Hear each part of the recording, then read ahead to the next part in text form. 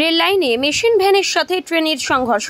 পূর্ব মেদিনীপুর জেলার সৈকত শহর দীঘাগামী লোকাল ট্রেনের সাথে রবিবার সকাল 11টা নাগাদ বালি বোঝাই মেশিনের ভ্যান ধাক্কা লাগে কাঁথির নাচিন্দা স্টেশনের কাছে। সকালে মেচেদা থেকে লোকাল ট্রেনটি যখন দীঘার দিকে যাচ্ছিল সেই সময় নাচিন্দার কাছে একটি বালি বোঝাই মেশিন ভ্যান আচমকা রেল লাইনে উঠে যায়, ফলে ট্রেনটি ধাক্কা মেরে আটকে যায়। তবে এই দুর্ঘটনায় হতাহতের কোনো খবর নেই। দীর্ঘক্ষণ আটকে থাকে ট্রেনটি।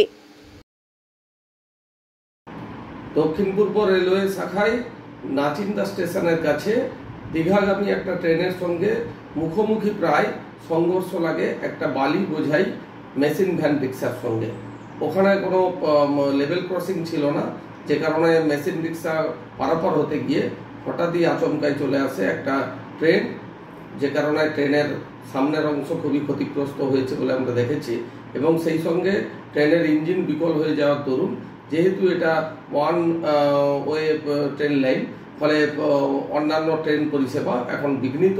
ট্রেনের মধ্যে যাত্রীগণ খুবই অসুবিধার মধ্যে আছে, তারা নির্দিষ্ট সময়ে গন্তব্যস্থলে পৌঁছতে পারছে না। এরকম একটা পরিস্থিতির মধ্যে যাত্রী সাধারণ যথেষ্ট অসন্তুষ্ট এবং বিক্ষোভ দেখাচ্ছে।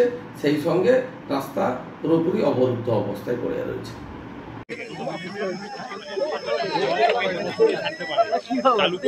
ব্যুরো রিপোর্ট, এখন সংবাদ।